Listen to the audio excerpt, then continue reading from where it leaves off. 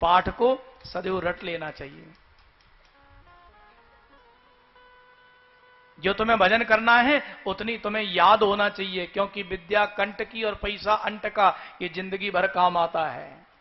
जो पैसा तुम्हारे पास में है वो तुम्हारा है, दूसरे के है वो जब देगा तब काम आएगा।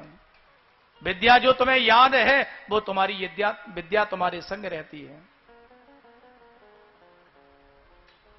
इसलिए कहते हैं कि जो रामचरितमानस है, जो पाठ करते हैं, उस पाठ को पुस्तक पर आधारित ना होकर के बल्कि उसको कंठस्थ कर लेना चाहिए। अरे बुढ़ापे में अगर की आंखों से दिखना बंद हो जाएगा तो पाठ रुक जाएगा, और पाठ रुक गया तो फिर जिंदगी को जीने का आनंद नहीं आएगा। इसलिए सोरठा यानी कि भगवान के पाठ को रटा। श्री रामचरितमानस की पावन कथा।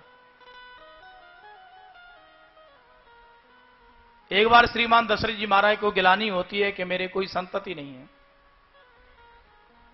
कि ये के बार भूपत मन माही भई गिलान मोरे सुतनाही। एक बार श्रीमान दशरथ जी को गिलानी होती है। गिलानी होने के अनेक कारण हैं।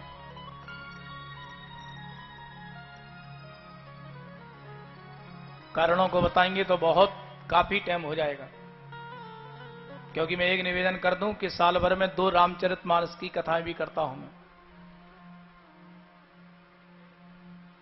अब 9 दिन की कथा होती है, लेकिन यहां तो समय की मर्यादा में, और कन्हैया का जन्म भी करना है, और रामचरितमानस की कथा भागवत जी में केवल 2 अध्याय में कही गई है।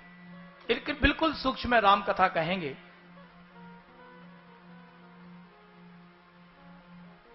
दशरथ जी महाराज को एक बार गिलानी हुई कि मेरे कोई संतति नहीं। इन्होंने अपने गुरुदेव को जाकर के सुनाया। गुरुदेव ने कहा, बोले तुम रुदन क्यों करते हो? अरे धैर्य धारण करो, एक की चली क्या, तुम्हारे घर में तो 4 बेटाओं का जन्म होगा। बोले महाराज कैसी बातें करते हो, 4थी अवस्था होने को आ गई और आप कहते हैं मेरे घर में संतति होगी। बोले हां, ऐसा कोई महापुरुष हो जिसका जीवन व्यतीत हो गया हो और उसने गृहस्थी के घर का अन्न ना खाया हो, और ऐसे एक ही संत है जिनका नाम है श्रृंगी ऋषि।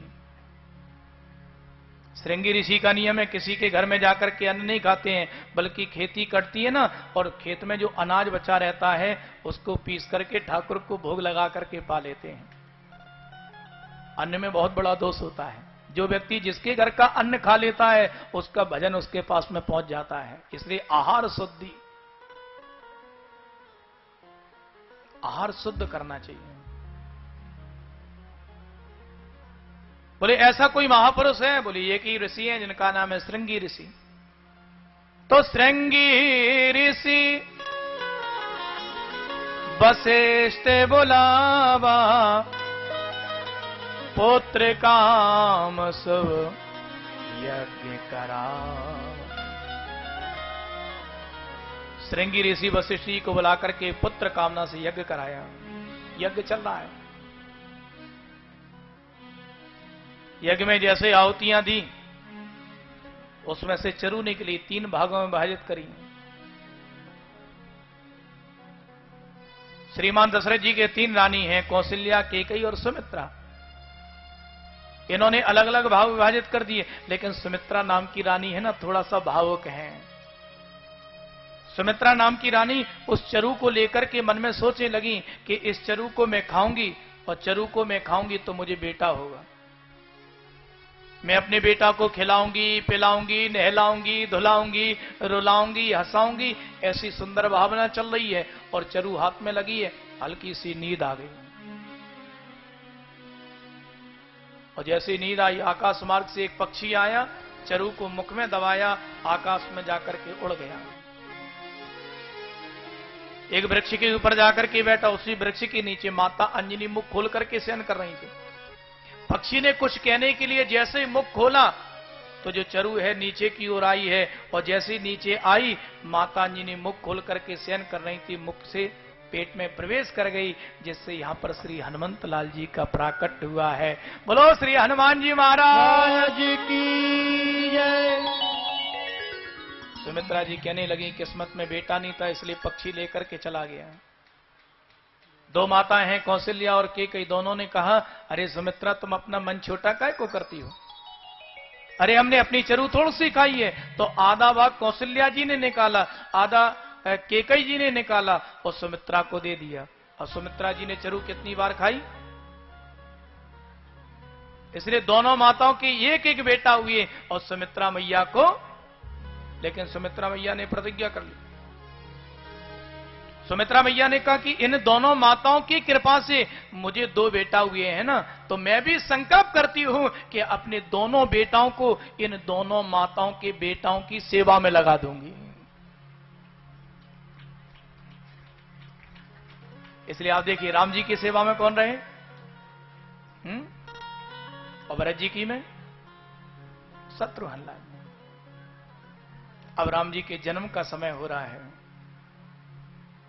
आप सब मिलकर के हमारे संग में गायन करेंगे कि नौमी तिथि मधुमास पुनीता, नौमी तिथि मधुमास पुनीता, नौमी तिथि मधुमास पुनीता, नौमी तिथि मधुमास पुनीता, शुक्ल पक्ष अविजित हरि प्रीता, शुक्ल पक्ष अभिजित हरि प्रीता, नौमी तिथि मधुमास पुनीता, नौमी तिथि मधुमास पुनीता। नौमी तिथि मधुमास का महीना। भगवान का जन्म नौमी तिथि में क्या हुआ, क्योंकि नौमी तिथि अपने आप में पूर्ण तिथि है। अब देखिए 9 का पहाड़ा कहीं से भी पढ़ करके देखो, उसमें 9 का ही अंक आएगा। 9 को दुगना करो कितना होता है, 9 दूनी 18 कैसे लिखते हैं, 1 और, अच्छा 1 और 8 को जोड़िए कितना होता है 9, 9 दूनी 18, 9 ती 27, 27 कैसे लिखते हैं 2 और, अच्छा 2 और 7 को जोड़िए, 9 चौको 36, 36 कैसे लिखते हैं 3 और, अच्छा 3 और 6 को मिलाकर के जोड़िए कितना होते हैं 9 पना 45, 45 कैसे लिखते हैं 4 और, अच्छा 4 और 5 को जोड़िए कितना होता, यानी कि 9 का पहाड़ा कहीं से भी पढ़ करके देखो अंत में उसमें 9 का ही अंक आएगा। राम जी का इसलिए जन्म हो रहा है नौमी तिथि में, क्योंकि राम और कृष्ण 2 अवतार, पूर्ण अवतार परमात्मा के अवतार हैं, इसलिए तिथि भी पूर्ण है। मीठा महीना है,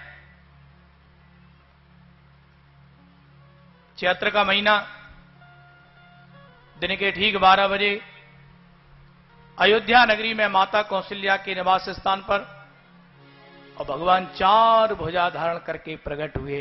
बोलो राजा रामचंद्र भगवान की जय, बोलो श्री रामचंद्र भगवान की जय। अब देखिए भगवान श्री रामचंद्र के सामने पर्दा पड़ा हुआ है, माता कौशल्या के सामने मुस्कुरा करके राम जी कहते हैं मां दरवाजा खोलो ना। माता कौशल्या ने कहा सुनो ये कोई बेटा होता है, बोले तो क्या करूं, बोले 4 भुजा वाला बेटा नहीं चाहिए। कि माता पुन बोली सोमत डोली, तजहु ताते यह रूपा। बोले बेटा हमको ऐसा बेटा नहीं चाहिए, इस रूप का परित्याग करो। मेरे प्रभु श्री राम ने 2 भुजाएं अंतर ध्यान कर दी, मां के सामने कह लगे मां अब तो दरवाजा खोलो। बोले सुनो बेटा मैंने तो तुमसे बेटा बनने के लिए कहा था, लेकिन तुम तो बाप बन के पधारे हो। अरे किसी के बेटा होता तो ये 3.5 फुट का बेटा होता है? बोले तो क्या करूं? बोले छोटा सा बालक चाहिए। प्राकृता शिशु, एकदम छोटे बालक हो गए और मां के सामने मुस्कुराने लगे। अरे मां, अब तो दरवाजा खोलो ना। मां कहती, बोले बेटा एक बात आओ, बेटा का जन्म होता है तो तुम्हारी तरह 3200 दांत फाड़ता है? बोले तो क्या करूं? बोले बेटा का जन्म होता है तो रोता है। राम जी ने कहा रोना पड़ेगा। बोले बेटा बन के आयो तब तो पक्का रोना पड़ेगा। माता पुण्य बोली। माता जी जब कहा तो प्रभु ने रूप अंतर ध्यान की। सुन बचन सुजाना रोदन ठाना, हुए बालक सुरभूपा। मेरे प्रभु श्री राम ने रोना प्रारंभ किया और रोने की आवाज जैसे ही दासी के कान में गई, दासी ने जाकर के कहा, महाराज बधाई हो, बधाई हो, बधाई हो, आपके घर में बेटा का जन्म हुआ है। बधाई हो। एक बेटा का जन्म, दूसरे बेटा का जन्म, तीसरे बेटा का जन्म और 4 बेटाओं का जन्म हो गया। बोलो प्रभु श्री रामचंद्र भगवान की जय। बधाई गाना प्रारंभ किया। अरे जायो जायो है, अरे जायो, अरे जायो जायो है कौशल्या जी ने लाल, बधाई हो, बधाई हो। जायो जायो है कौशल्या जी ने लाल, बधाई हो, बधाई हो। जायो जायो है, जायो जायो है, जायो जायो है कौशल्या जी ने लाल, बधाई हो, बधाई हो। जायो जायो है कौशल्या जी ने लाल, बधाई हो, बधाई हो। बधाई में ऐसे ही बैठे रहते हैं क्या? हैं? जायो जायो है, जायो जायो है कौशल्या जी ने लाल, बधाई हो, बधाई हो। जायो जायो है कौशल्या जी ने लाल, बधाई हो, बधाई हो। बधाई हो, बधाई हो, बधाई हो, बधाई हो। बधाई हो, बधाई हो, बधाई हो, बधाई हो। जायो जायो है, जायो जायो है कौशल्या जी ने लाल, बधाई हो, बधाई हो। जायो जायो है कौशल्या जी ने लाल, बधाई हो, बधाई जय हो।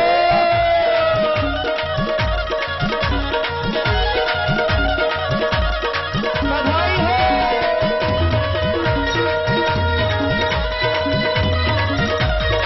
ऐसे बधाई गाई जाती है। देखो ये हैं गोपियां बिहार की।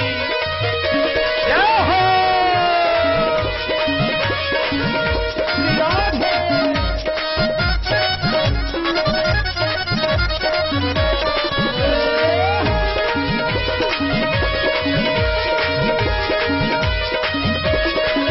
जायो जायो है, जायो जायो है कौशल्या जी ने लाल, बधाई हो, बधाई हो। जायो जायो है कौशल्या जी ने लाल, बधाई हो, बधाई हो। बधाई हो, बधाई हो, बधाई हो, बधाई हो। बधाई हो, बधाई हो, बधाई हो, बधाई हो।